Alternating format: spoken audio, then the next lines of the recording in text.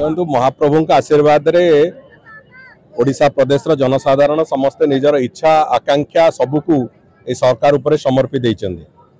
आज महाप्रभुंकर लीला सरिला प्रभुकर काली नीलाद्री विजय है।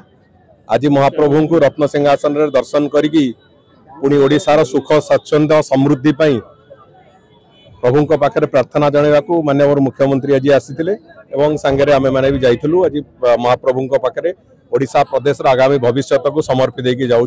प्रभु ओडिशा प्रदेश को आगामी दिन में समग्र भारत वर्ष के प्रसिद्ध करेंगे से बाबद में महाप्रभु पाखे लीला खेला से देखे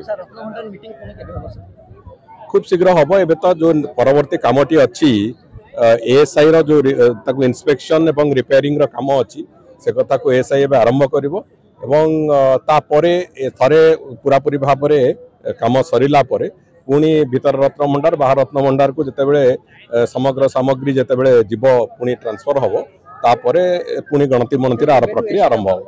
एएसआई बहुत शीघ्र इंस्पेक्शन करके से काम आरंभ करिवो। काली जेतु नीलाद्री विजय थिला काली से काम को रखि नथिलु बहुत शीघ्र से कार्य आरंभ हो।